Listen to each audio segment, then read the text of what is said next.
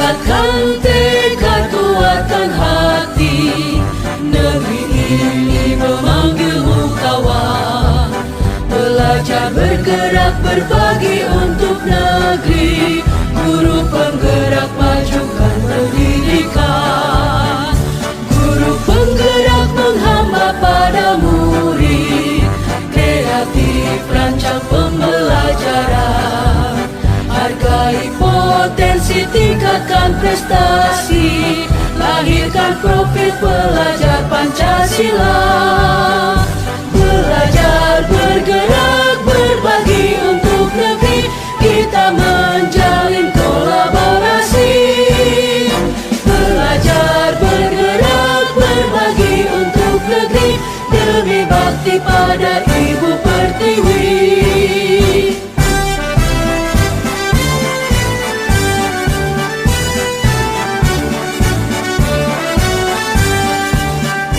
Bulatkan tekad, kuatkan hati, negeri ini memanggilmu kawan.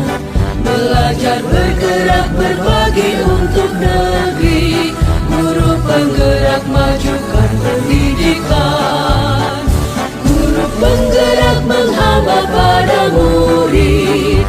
Kreatif, rancang pembelajaran.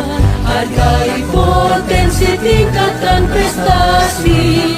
Lahirkan profil pelajar Pancasila. Belajar, bergerak, berbagi untuk negeri. Kita menjalin kolaborasi. Belajar, bergerak, berbagi untuk negeri. Demi bakti pada Ibu Pertiwi. Belajar, bergerak, berbagi untuk negeri. Kita menjalin kolaborasi. Belajar, bergerak, berbagi untuk negeri. Demi bakti pada Ibu Pertiwi. Demi bakti pada. Assalamualaikum warahmatullahi wabarakatuh. Waalaikumsalam warahmatullahi wabarakatuh. Alhamdulillahirabbil alamin wa bihi nasta'inu ala umuri dunya waddin. Wassalatu wassalamu ala asrofil anbiya'i wa mursalin wa ala alihi wa sahbihi ajmain, amma ba'du. Alhamdulillah atas rahmat yang Allah berikan kepada kita semua. Alhamdulillah kita bisa berkumpul di ruangan yang penuh barokah ini. Salawat dan salam tak lupa tercurahkan kepada junjungan kita Nabi besar Muhammad Sallallahu Alaihi Wasallam. Alhamdulillah, baiklah ibu-ibu semua yang saya hormati, untuk pada acara siang ini terkait dengan sosialisasi penerapan budaya positif di sekolah yang insya Allah nanti akan disampaikan oleh Ibu Idun. Baik, saya bacakan susunan acara sosialisasi budaya positif di sekolah. Yang pertama pembukaan, yang kedua sambutan Kepala TK Nur Hidayah Brebes, yang ketiga sambutan CGP yang bersangkutan, yang keempat acara inti, yang kelima sesi tanya jawab, dan yang keenam berikut. Baiklah, untuk memulai acara pada siang hari ini, marilah kita buka acara dengan bersama-sama membaca Ummul Kitab. Al-Fatihah.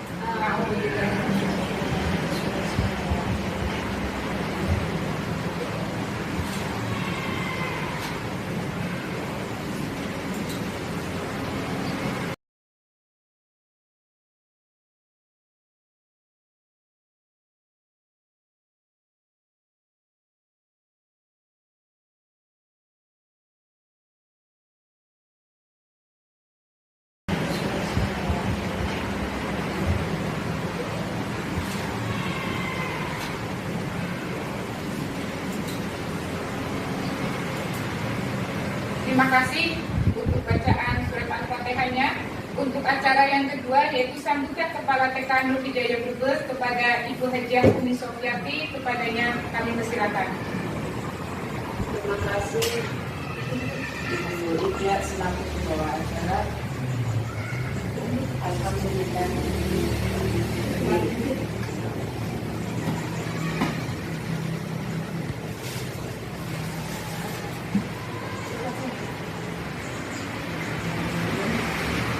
Assalamualaikum warahmatullahi wabarakatuh. Waalaikumsalam warahmatullahi wabarakatuh.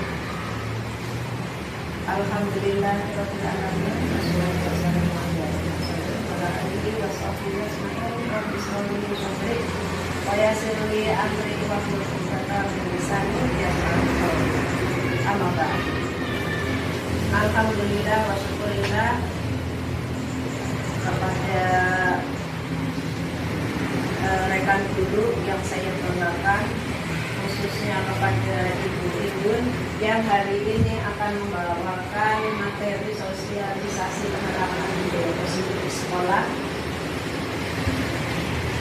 Segala puji bagi Allah yang telah memberikan kita rahmat, hidayah, nikmat, sehat, hikmat, kesempatan yang semakin bisa bersilaturahim, dan nikmat apapun yang bisa kita rasakan, bukan tentulah bukan hanya materi, tetapi yang bisa kita rasakan, kita bisa bergerak, kita bisa melihat dan syukur alhamdulillah kita masih bisa menjalankan fungsi anggota tubuh. Nikmat Allah yang luar biasa. Kemudian pada siang hari ini kita ada pertemuan di ruang guru pada guru-guru TK Nurul Hidayah, yang saya banggakan untuk kita bersama mendengarkan paparan dari Ibu Indun, dan kemudian saya ucapkan terima kasih Ibu Indun dalam menyiapkan segala sesuatu. Marilah kita dengan cermat mendengarkan, dan kita akan memiliki sesuatu apa yang kurang jelas ataupun saran ataupun nanti akan ada, silakan nanti bisa Ibu utarakan di tempat ini, tempat yang penuh barokah, menambahkan ilmu, dan mudah-mudahan kita bisa memanfaatkan pertemuan ini sebaik mungkin supaya kita tidak hanya ilmu harus belajar, tetapi dalam keadaan kita bersilaturahim pun kita mendapatkan ilmu. Jangan sia-siakan kesempatan pada siang hari ini. Semoga berjalan dengan baik, lancar, dan sukses. Jadi itu saja yang bisa saya sampaikan. Saya ucapkan selamat pada Bu Indun dan teman-teman sekalian. Kurang lebihnya saya mohon maaf. Assalamualaikum warahmatullahi wabarakatuh. Waalaikumsalam warahmatullahi wabarakatuh. Terima kasih kepada Ibu Haja Umi Sofiati yang telah memberikan sambutannya.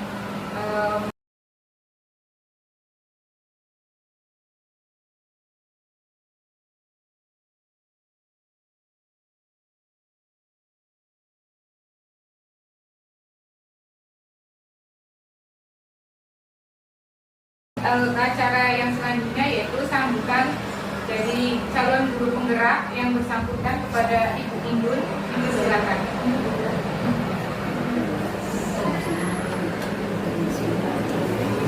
Assalamualaikum warahmatullahi wabarakatuh. Waalaikumsalam warahmatullahi wabarakatuh.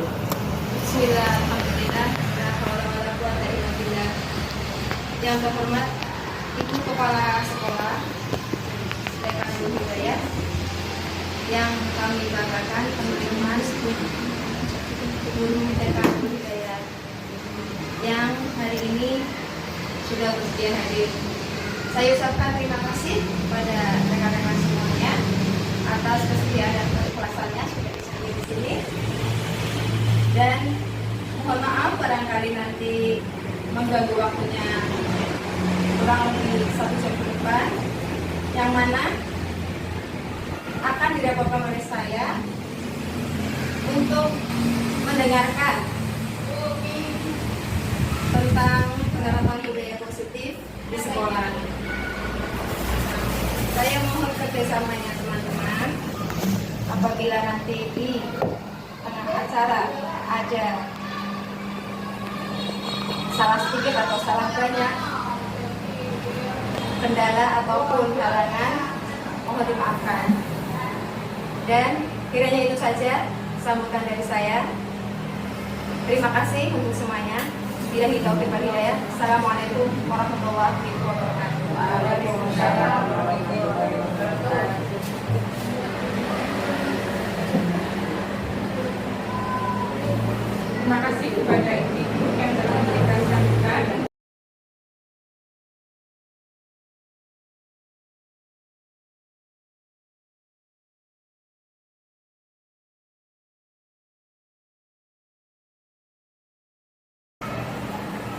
Assalamualaikum warahmatullahi wabarakatuh. Waalaikumsalam warahmatullahi wabarakatuh. Untuk kedua kalinya saya berdiri di sini, yang mana hari ini alhamdulillah hari yang cukup cerah, walaupun di sela-sela mendung menggelayut langit bumi Brebes tercinta ini. Hari ini izinkan saya untuk memaparkan penerapan budaya positif di sekolah. Di sini saya akan memaparkan tentang sosialisasi penerapan budaya positif di sekolah. Yang mana ini adalah tugas dari calon guru penggerak angkatan 7 2022-2023. Dan di sini termasuk modul 1.4.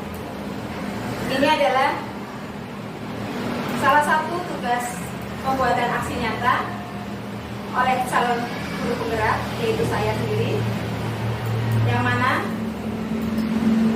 di sini merupakan modul dari calon guru penggerak angkatan 7.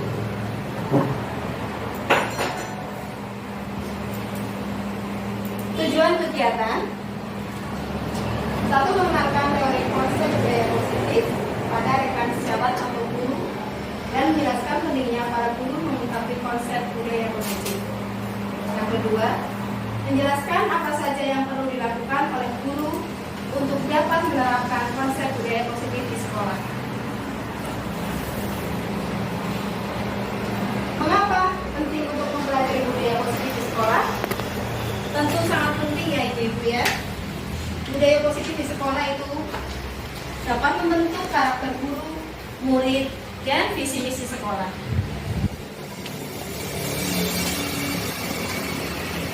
Langkah-langkah untuk dapat mewujudkan budaya positif di sekolah antaranya: 1.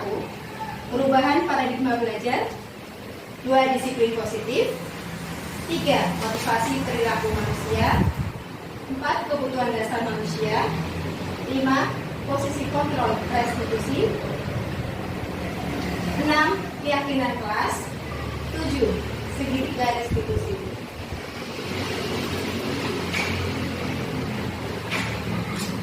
Satu, perubahan paradigma belajar. Dr. William Blaser dalam kontrol teori yang kemudian berkembang dan dinamakan choice theory meluruskan beberapa miskonsepsi tentang makna kontrol, yaitu ilusi guru mengontrol murid, ilusi bahwa semua kekuatan positif efektif dan bermanfaat suatu ketika murid akan mempunyai keinginan untuk menolak, ilusi bahwa kritik dan membuat orang merasa bersalah dapat menguatkan karakter menuju pada identitas benar. Ilusi bahwa orang dewasa memiliki hak untuk memaksa. Perilaku memaksa tidak akan efektif untuk jangka panjang dan dapat menyebabkan permusuhan. Lalu bagaimana seorang bisa berubah dari paradigma stimulus respon kepada pendekatan teori kontrol? Stephen R. Covey dengan bukunya Principle Centered Leadership tahun 1991 mengatakan bahwa bila kita ingin membuat kemajuan perlahan, sedikit-sedikit berubahlah sikap atau perilaku kita atau perilaku Anda. Namun, bila kita ingin memperbaiki cara-cara utama kita, maka kita perlu mengubah rangka acuan kita. Ubahlah bagaimana Anda melihat dunia, bagaimana Anda berpikir tentang manusia. Ubahlah paradigma Anda, skema pemahaman dan penjelasan aspek-aspek tertentu tentang realitas. Berikut ini perbedaan teori stimulus respon dengan teori kontrol. Teori stimulus respon, di sini realitas kebutuhan kita sama. Di teori kontrol, realitas kebutuhan kita berbeda. Di stimulus respon, semua orang melihat hal yang sama. Sedangkan di teori kontrol, setiap orang memiliki gambaran berbeda. Stimulus respon, pandangan kita mencoba mengubah orang agar berpandangan sama dengan kita. Namun di teori kontrol, kita berusaha memahami pandangan orang lain tentang kita. Di stimulus respon, perilaku buruk dilihat sebagai suatu kesalahan. Namun di teori kontrol, semua perilaku memiliki tujuan. Di stimulus respon, orang lain bisa mengontrol saya.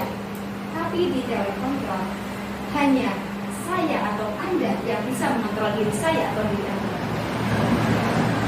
Di stimulus respon, saya bisa mengontrol orang lain.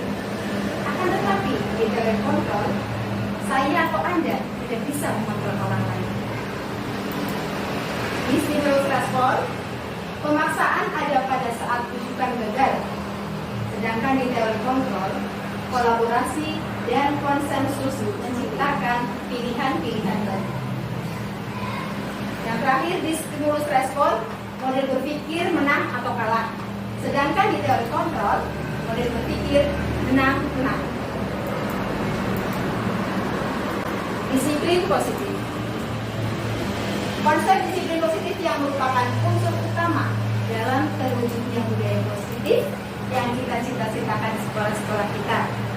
Kebanyakan guru sangat tertarik dengan topik pembahasan tentang disiplin. Mereka berpendapat bahwa kalau saja anak-anak bisa disiplin, pasti mereka akan bisa belajar. Para guru juga berpendapat bahwa mendisiplinkan anak-anak adalah bagian yang paling menantang dari pekerjaan mereka. Nah, selanjutnya pengertian disiplin. Kebanyakan orang akan menghubungkan kata disiplin itu dengan tata tertib, teratur, dan kepatuhan pada peraturan. Disiplin juga sering dihubungkan dengan hukuman. Definisi di atas jelas sungguh berbeda jika dihubungkan dengan teori kontrol. Karena belajar tentang disiplin positif tidak harus dengan memberi hukuman. Justru itu adalah salah satu alternatif terakhir dan kalau perlu tidak digunakan sama sekali. Disiplin menurut KHD.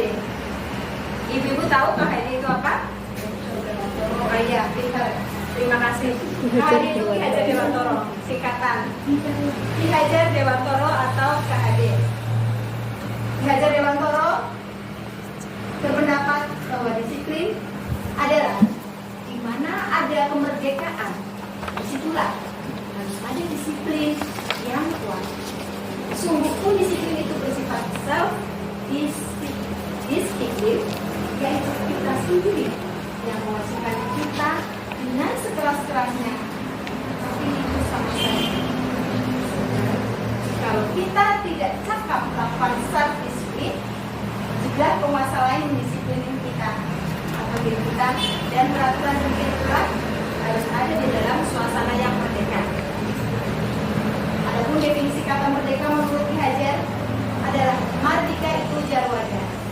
Nora menglepasing pangke, nying ugo buat kuoso amandiri tilonggo. Yang artinya dalam bahasa Indonesia adalah merdeka itu artinya tidak hanya terlepas dari perintah, tapi cakap buat memerintah diri sendiri. Orang yang memiliki disiplin diri berarti mereka bisa bertanggung jawab terhadap apa yang dilakukan, karena mereka mendasarkan tindakan mereka pada nilai-nilai kebajikan universal. Seorang pendidik, tujuan kita adalah menciptakan anak-anak yang memiliki disiplin diri, sehingga mereka bisa berperilaku dengan mengacu pada nilai-nilai kebajikan universal dan memiliki motivasi intrinsik, bukan ekstrinsik. Motivasi perilaku manusia. Dian Gosen dalam bukunya Restructuring School Discipline menyatakan ada 3 motivasi perilaku manusia untuk menghindari ketidaknyamanan atau hukuman.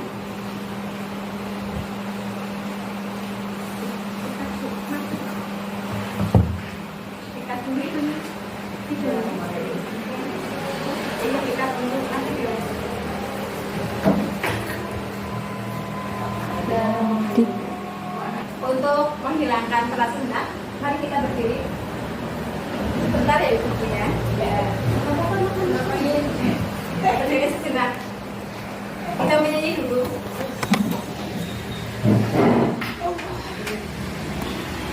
Sudah? Mungkin lah ini sudah pernah Ibu dengar ya. Masih hafal juga. Belajar Pancasila 1, yang kedua nanti untuk buka. Untuk buka mata. Yuk. 1, 2, 3. Kami anak pelajar Pancasila, bercita memajukan Indonesia, beriman dan bertakwa pada Tuhan Yang Esa, dan berakhlak mulia kepada sesama. Kami anak pelajar Pancasila, berkebinekaan global selalu, juga bergotong royong, selalu merawat diri, tidak lupa mandiri dan juga kreatif. Oke, terima kasih. Satu lagi, tutup buka mata. Tutup buka mata, lihat dunia penuh warna. Tutup buka mata, alangkah indahnya. Ada Bu Umi, ada Bu Iah, ada Bu Ida, ada Bu Enok, ada Bu Novi, ada Bu Gita, ada Bu Fat, ada Bu Indun. Alangkah indahnya. Yeay, terima kasih. Silahkan duduk kembali.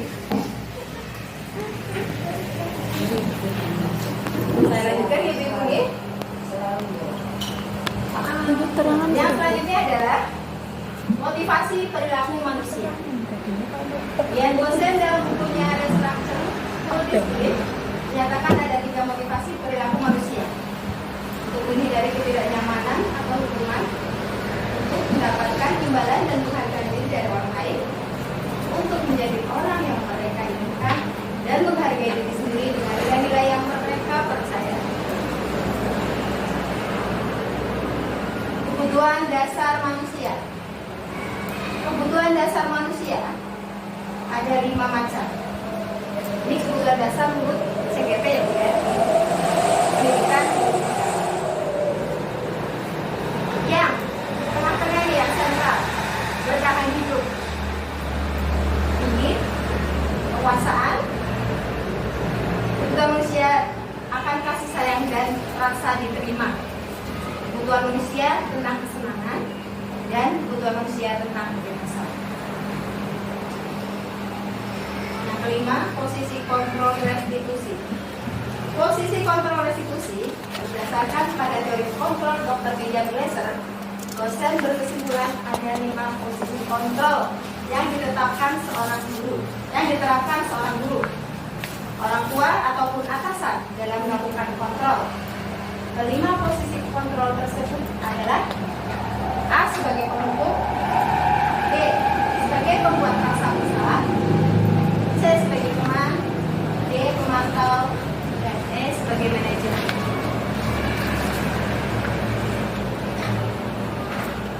Adapun posisi sebagai penghukum, seorang penghukum bisa menggunakan hukuman fisik atau verbal. Contohnya, penghukum nada suaranya tinggi, bahasa tubuh, mata melotot, dan jari-jari menunjuk atau mengadik seperti kamu seperti itu ya. Contohnya, terlambat lagi, pasti terlambat lagi, selalu datang terlambat. Kapan bisa tepat waktu? Tanyakan kepada diri Anda, bagaimana perasaan murid bila guru berbicara seperti itu pada saat muridnya datang. Hasilnya kemungkinan murid marah dan mendendam dalam hati atau bersifat agresif. Yang kedua, sebagai pembuat rasa bersalah. Pada posisi ini biasanya guru akan bersuara lebih lembut. Pembuat rasa bersalah akan menggunakan keheningan yang membuat orang lain merasa tidak nyaman, bersalah, atau tidak setuju. Contohnya, membuat rasa bersalah. Nada suara memelas,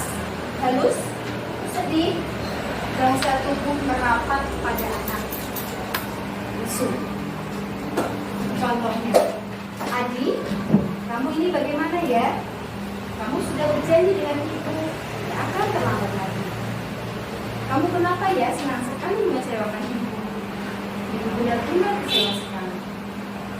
Bagaimana perasaan murid tidak ditegur seperti itu, seperti saat itu? Hasilnya, murid akan merasa kesal. Sebagai teman, guru pada posisi ini tidak akan menyakiti murid, namun akan tetap berupaya mengontrol murid melalui persuasi. Contohnya, teman, ada suara ramah, akrab, bercanda, bahasa tubuh, merapat pada murid, mata, dan senyum jenaka. Sebagai contoh, Adi, ayolah, bagaimana sih kamu? Kemarin kamu sudah janji ke bapak, kan?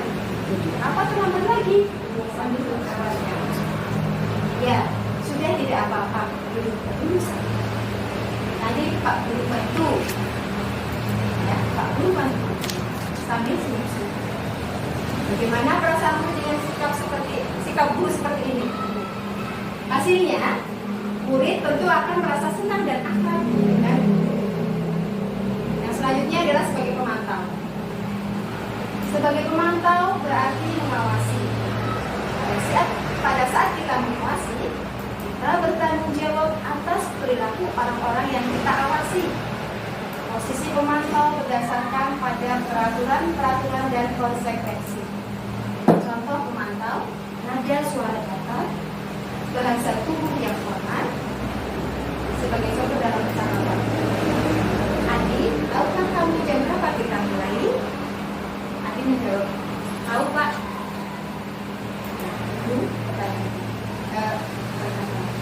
Kamu terlambat 15 menit. Apakah kamu sudah mengerti konsekuensi yang harus dilakukan bila terlambat? Adi menjawab, paham Pak. Saya harus tinggal kelas, ada jam istirahat, dan mengerjakan tugas kerja penjualan saya. Ya, nanti pada saat jam istirahat, kamu harus tinggal di kelas untuk menyelesaikan tugas dan tinggal. Saya tunggu bagaimana perasaanmu yang itu lakukan seperti itu. Bagaimana itu? Jika guru disini sebagai pemantau dan guru melakukan hal-hal, ya, menanyakan hal-hal seperti yang ada di presentasi. Hasilnya, murid memahami konsekuensi yang harus dijalankan karena telah melanggar salah satu peraturan sekolah. Posisi selanjutnya adalah sebagai manajer. Mulai di sini posisi terakhir. Manajer adalah posisi di mana guru berbuat sesuatu bersama dengan murid, mempersilahkan murid mempertanggungjawabkan perilakunya, mendukung murid agar dapat menemukan solusi atas permasalahannya sendiri. Contoh, nada suaranya tulus, bahasa tubuh tidak kaku, mendekat kepada murid. Contohnya, Adi, apakah kamu mengetahui jam berapa sekolah dimulai? Tahu Pak, jam 7. Ya, jadi kamu terlambat. Kira-kira bagaimana kamu akan memperbaiki masalah ini? Jawaban Adi, saya bisa menanyakan teman saya Pak untuk mengejar tugas yang berbeda. Baik, itu bisa dilakukan. Apakah besok akan ada masalah untuk kamu agar bisa hadir tepat waktu di sekolah? Tidak Pak, saya bisa hadir tepat waktu. Baik, saya hargai usahamu untuk memperbaiki diri. Bagaimana perasaan murid diperlakukan seperti ini, Bi?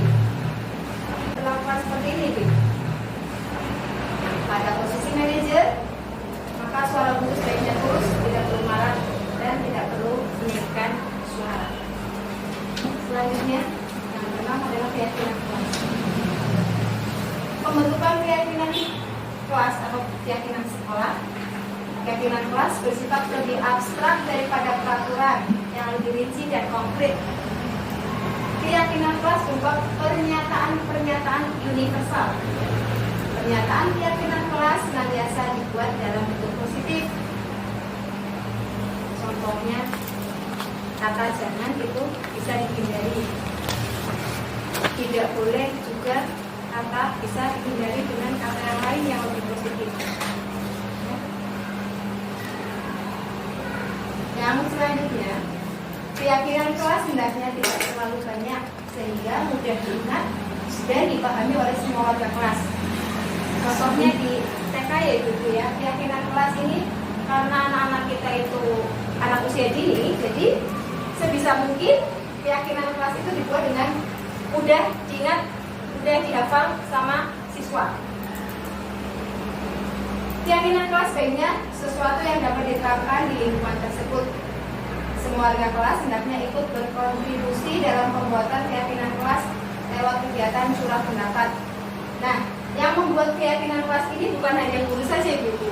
Bisa dengan diskusi dengan murid apa yang akan dijadikan keyakinan kelas, sehingga semua bisa melaksanakan keyakinan kelas tersebut.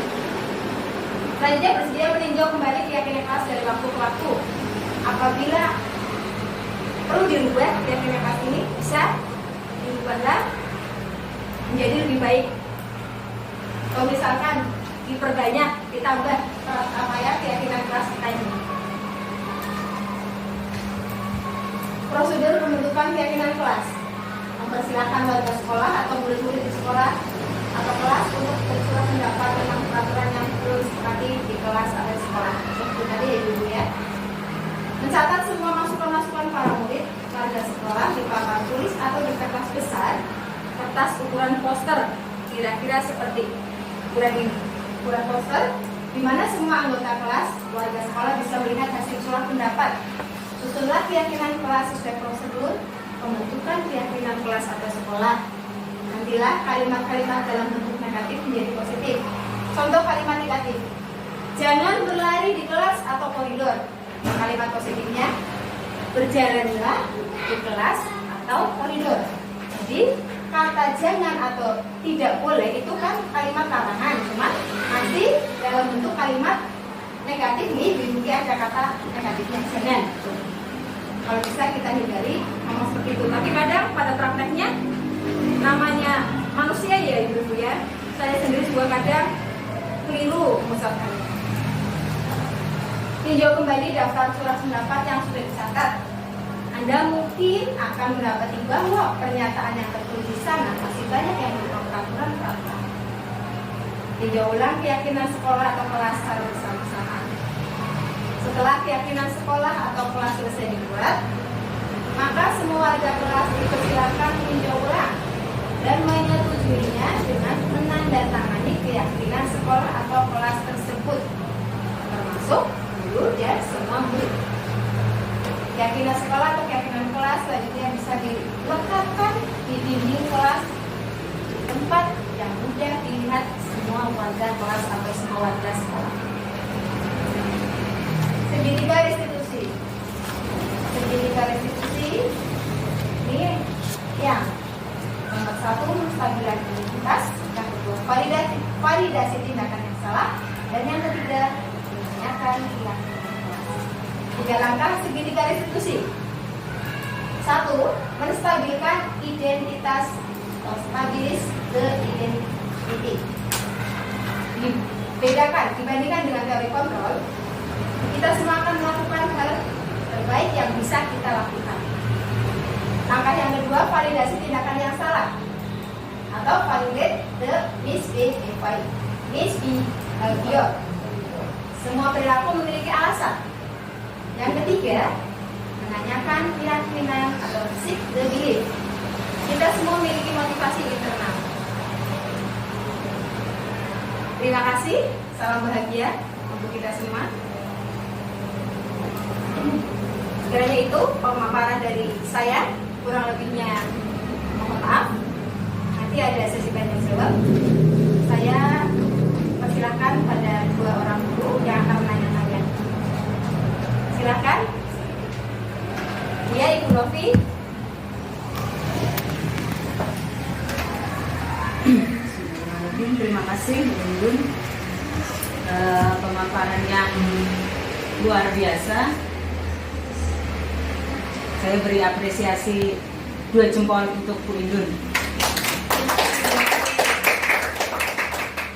Terima kasih, kami jadi mendapatkan ilmu yang sangat-sangat bermanfaat, dan semoga apa yang Bu Indun kasih tadi dapat kami terapkan di kelas kami masing-masing dan dapat menjadi budaya positif di sekolah untuk kemajuan sekolah kita.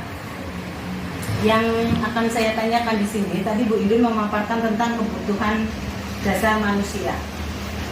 Kebutuhan dasar manusia ada 5, betul Bu? Ya betul. Ya. Kebutuhan dasar manusia itu ada 5. Yang ingin saya tanyakan, kebutuhan dasar manusia bertahan hidup itu yang bagaimana yang diterapkan di TK? Terima kasih. Assalamualaikum warahmatullahi wabarakatuh. Waalaikumsalam warahmatullahi wabarakatuh. Satu lagi, ya, Ibu Eno. Ya, terima kasih atas pemaparan ini yang sangat-sangat luar biasa. Terima kasih. Jadi saya mau bertanya. Di poin nomor 5 itu ada posisi kontrol restitusi berdasarkan pada teori kontrol Dr. William Jason dosen ya. Dan di 5 posisi itu ada 1 penghukum, 2 pembuat rasa bersalah sebagai teman, pemantau, dan manajer. Yang saya ingin tanyakan, saya sebagai seorang guru, itu bagusnya atau baiknya atau tepatnya itu di posisi sebagai apa? Mohon penjelasannya. Terima kasih. Terima kasih atas pertanyaannya. Baik. Saya jawab pertanyaan dari Bu Novi terlebih dahulu. Kebutuhan dasar manusia, ada 5 kebutuhan dasar manusia. Yang Bu Novi tanyakan adalah kebutuhan bertahan hidup atau universal. Kebutuhan bertahan hidup itu bersifat fisiologis, ya, seperti kesehatan, rumah, dan kebutuhan kita sehari-hari, seperti makan, kebutuhan pokok ya, makan, minum, dan sebagainya. Pakaian dan sebagainya. Komponen psikologisnya adalah merasa aman dalam pemenuhannya. Kadang manusia bisa atau terpaksa melakukan hal mungkin bertentangan dengan keyakinan yang dianutnya atau yang dimiliki. Kira-kira itu Bu Novi jawabannya. Bagaimana bisa diterima atau ada tambahan lain yang mau ditambahkan oleh Bu Novi? Sudah cukup Bu Indun, terima kasih. Baik, terima kasih Bu Novi. Selanjutnya pertanyaan dari Bu Eno. Tadi menanyakan, kita sebagai guru, tepatnya itu posisi yang mana dari kelima posisi? Sebagai penghukum, pembuat rasa bersalah, teman, pemantau, atau manajer. Di buku yang saya banggakan, posisi kita sebagai guru lebih tepat itu sebagai manajer, ya. Karena keempat posisi di sini sebagai penghukum kayaknya kurang tepat. Karena etika seorang guru kadang ada juga ya, etika seorang guru di pendidikan yang lebih tinggi, SD sampai SMA itu kadang kalah sebagai penghukum, dan ada bicaranya tinggi, matanya juga agak besar. Ngotot, ya, apa yang digambarkan di sini itu memang kurang tepat. Yang jika dilakukan pada murid-murid kita, membuat rasa bersalah juga kurang tepat. Sebagai teman itu bisa, cuma juga guru tidak selamanya sebagai teman. Sebagai pemantau juga guru itu ada keterbatasan memantau kita ada di sekolah saja. Tepatnya di sini guru posisinya adalah sebagai manajer. Karena sebagai manajer ini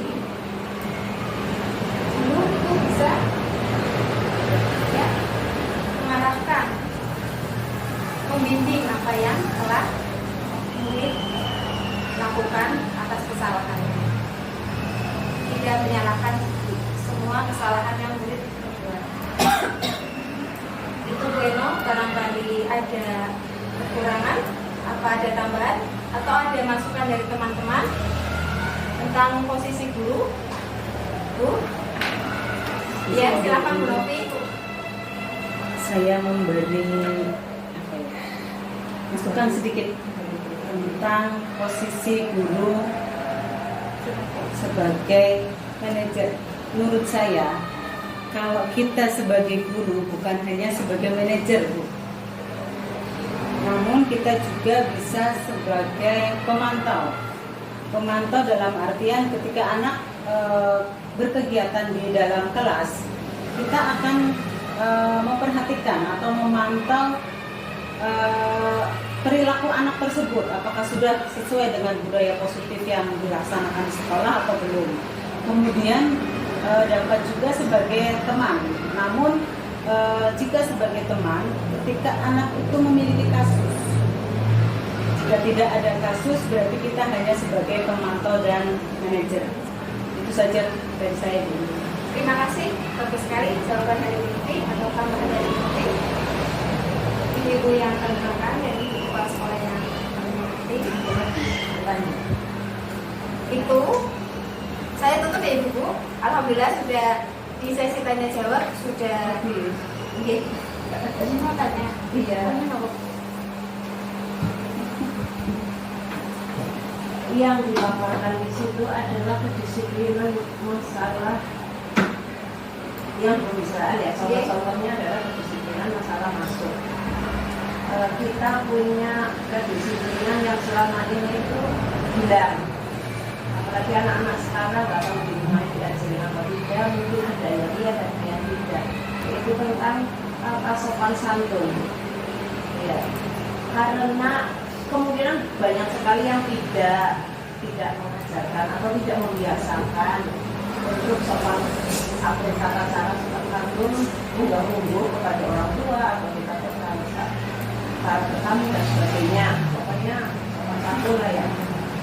Nah ini sebagai calon guru penggerak, bagaimana cara memberikan sopan santun pada anak supaya anak nanti bisa terlatih sopan santun. Ya banyak sekali ya, sopan santun kepada teman, sopan santun kepada yang lebih tua, apalagi kepada orang tua, apalagi kepada ibu guru. Nah itu saya pengen guru penggerak itu punya aksi benar-benar aksi ya, memberikan kepada sekolah kira punya ide apa untuk melindungi gitu. Kayak kita punya nilai lebih, oh di sana diajarkan sopan santun yang tidak disadari itu tidak masuk dalam kurikulum, tetapi itu hanya biasa. Tidak hanya satu kelas, tapi bisa dirasakan untuk semua kelas. Baik, Terima kasih Ibu Kepala Sekolah. Saya jawab sedikit Ibu G. Usaha atau upaya yang harus kita lakukan agar murid kita itu tahu tata krama atau sopan santun. Tidak hanya di sekolah saja, tapi di rumah. Kita dengan cara melakukan pembiasaan yang baik, seperti setiap pagi salam, senyum, sapa. 5S atau 3S di sini dibudayakan, tergantung sekolahnya. Ibu ada 3S, ada 5S. Senyum, sapa, salam. Dan setiap hari juga pembiasaan di sekolah, kita alhamdulillah sudah melaksanakannya. Berdoa sebelum kegiatan juga itu merupakan kebiasaan yang baik. Dan untuk melatih tata krama murid-murid kita, ada kolaborasi dari teman sejawat atau guru dengan orang tua. Jadi apa yang kita ajarkan di sekolah, di rumah pun orang tua insya Allah akan mengajarkan apa yang kita ajarkan. Ada kerjasama atau kolaborasi antara orang tua dan guru. Insya Allah apa yang kita cita-citakan atau apa yang kita inginkan bisa terwujud. Dan insya Allah kami sebagai calon guru penggerak kedepannya akan memikirkan bersama sama Bu Novi juga sebagai calon guru penggerak juga. Insya Allah kita akan berkolaborasi ya Bu Novi ya. Kita akan pikirkan bersama hal baik apa yang perlu kita lakukan untuk kemajuan TK ini. Insya Allah Bu, doanya semoga kita semua diberi kesehatan dan kesempatan, karena kesehatan dan kesempatan itu tidak datang dua kali. Itu saja Bu Umi, barangkali ada kekurangan mohon tambahannya dijelaskan oleh Bu Umi. Apa ini? Ya, maksud saya guru, komisi sama orang tua terus tidak berdiri di belakang, apalagi kepala orang tua. Nah ini saya itu kan banyak sekali hal-hal yang belum tahu, mungkin anak belum tahu atau diajarkan. Soalnya seperti itu kecil, tapi kalau misalkan ditanamkan ke anak, paling tidak akan membekas. Terus paling tidak itu putranya siapa? Sekolah yang di situ pesannya. Sama teman kita Ibu, terima kasih atas masukannya. Sudah? Sedikit Bu. Gimana Bu Novi, ada tambahan? Program kaitannya dengan program tadi yang Ibu Kepala Sekolah sampaikan, sebetulnya itu kuncinya ada di kita dulu. Kita dulu sebagai guru, sebagai contohnya, sebagai pecuknya. Misalnya kita hadir tepat waktu pun, kita dulu yang harus memberikan contoh. Diri-diri. Ya, ketika anak datang, guru itu sudah berjejer di depan. Itu anak-anak merasa bahagia dan anak akan termotivasi. Besok paginya akan berangkat lebih awal. Kemudian contoh perilaku itu juga guru dulu yang menjadi contoh, sebagai contohnya dulu. Jadi dari awal misalnya kedisiplinan, berangkat pagi, kemudian mengenal waktu, kemudian yang budaya sopan santun, kita pun harus mencontohkan. Jadi ketika anak yang melakukan melenceng dari tadi budaya positif, kita gandeng, kita rangkul anak tersebut dan beri pemahaman. Namun dari kita dulu, kalau gurunya pun belum seperti itu, kemungkinan anak-anaknya juga tidak seperti itu. Jadi kita mulai semua perubahan positif, perubahan baik, semua diawali dari guru. Dukungan bukan dari guru kelas saja, namun dari semua warga sekolah, termasuk pokoknya semua warga sekolah lah. Warga sekolah adalah kepala sekolah, guru, karyawan, penjaga sekolah, semuanya harus bekerja sama untuk mencapai visi yang kita harapkan. Itu saja. Terima kasih Bu Novi. Ya teman-teman, memang keberhasilan sekolah itu tidak hanya di tangan satu orang saja atau satu pejabat sekolah saja. Contohnya bukan hanya tanggung jawab kepala sekolah saja, tapi semua warga sekolah yang terkait atau yang ada di dalamnya itu ikut bisa bekerja sama atau ikut bisa mencapai cita-cita yang diharapkan. Kalau setiap pagi ibu-ibu, saya ini ada usulan Bu Novi. Apakah setiap pagi perlu guru-guru berjejer semuanya tanpa ada, maksudnya bukan hanya yang tiket saja? Setuju enggak? Setiap pagi misalkan berjejer semua kayak gitu. Untuk kesepakatan saja dari guru. Kalau kita tidak bisa memaksakan semua orang untuk berangkat pagi, kita tidak bisa memaksakan. Itu kembali kepada tanggung jawab pribadi. Kalau memang orientasi kita kepada peserta didik, insya Allah akan mengusahakan untuk kita datang tepat waktu. Sebelum anak-anak datang, kita sudah datang. Namun kan kita di luar rencana, ya Bu, di luar rencana mungkin ada guru yang tidak bisa berangkat pagi karena sesuatu hal. Jadi kita tidak bisa memaksakan, kembali lagi kepada tanggung jawab guru masing-masing. Baik, terima kasih. Kiranya itu saja Ibu pemaparan dari saya. Kurang lebihnya mohon maaf. Terima kasih atas kehadirannya, atas waktunya, atas kesempatannya. Billahi taufiq wal hidayah. Assalamualaikum warahmatullahi wabarakatuh. Waalaikumsalam warahmatullahi wabarakatuh.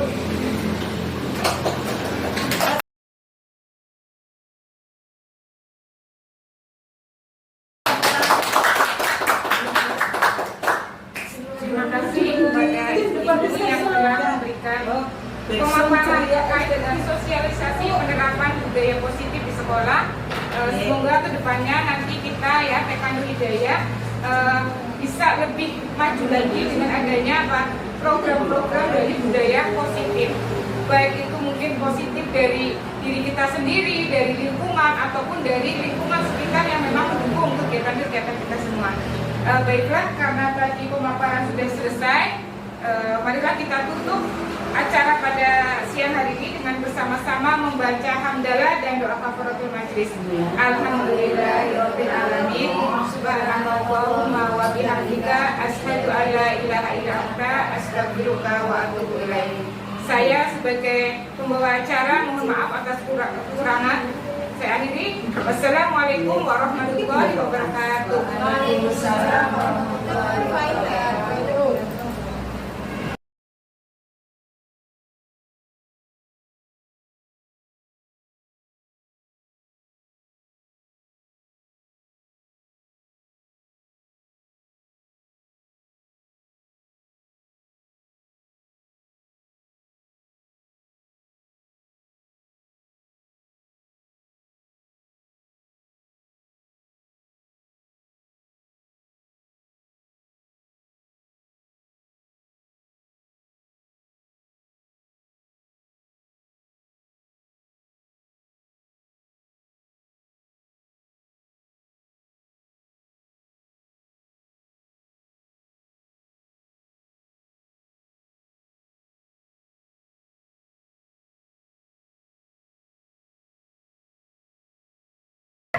Doa masuk masjid.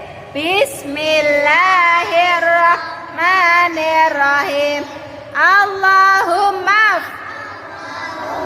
tahli abwaba rahmatika. Doa keluar masjid. Allahumma inni as'aluka min fadlika. Doa masuk masjid ada, doa keluar masjid pun ada. Doa bercermin. Bismillahirrahmanirrahim. Allahumma kama hasanta khalqi. Waktu.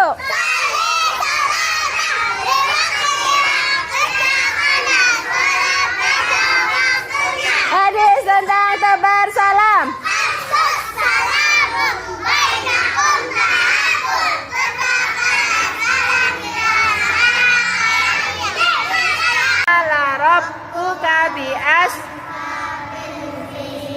Alam yaj'al kaidahum fi tadlil wa arsala alaihim tayran ababil tarmihim bihijaratim min sijil faja'alahum ka'asfihir rahmanir rahim.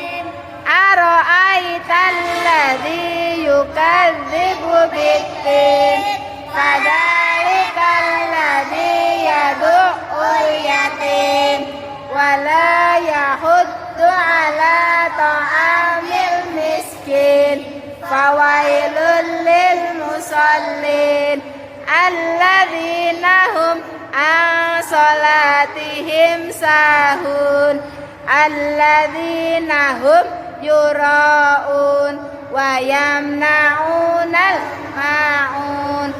Surat Al-Kautsar. Bismillahirrahmanirrahim. Inna a'tainakal kautsar fasolli li rabbika wanhar innal husna ya Rahmanu ya Rahim ya Maliku ya Kudus ya Salamu ya Mu'min ya Muhaimin ya Aziz ya Jabar ya Mutakabbir ya Khaliqu ya Bari ya Musawwiru ya Ghaffar ya Qaharu ya Wahhab ya Razzaqu ya Fatah ya Alimu ya Qabid ya Basitu ya Hafid ya Rafi'u ya Mu'iz ya Mudhillu ya Sami ya Basiru ya Hakam ya Adlu ya Latifu ya Khabir ya Halim ya Azimu ya Ghafur ya Kabiru ya Hafid ya Muqitu ya Hasib ya Jalilu ya Karim ya Raqibu ya Mujib ya Wasi'u ya Hakim ya Wadudu ya Majid ya Ba'isu ya Syahid ya Haqqu ya Wakilu ya Qawiyu ya Matin ya Waliyu ya Hamid ya Muhsiu ya Mubti ya Mu'idu ya Muhyi ya Mumitu ya Hayyu ya Qayyumu ya Wajid ya Majidu ya Wahid ya Qadir ya Muqtadir ya Awalu ya Akhir ya Zahiru ya Batin ya Wali ya Muta'ali ya Baru ya Tawab ya Muntakim ya Afu ya Rauful Malikul Mulk Dzul Jalali wal Ikram ya Muqsitu ya Jami ya Ghaniyu ya Mughni ya Mani'u ya Daru ya Nafi'u ya Nuru ya Hadi ya Badi'u ya Baqi ya Warisu ya Rasyidu ya Sabur asa jala dzikruhu asa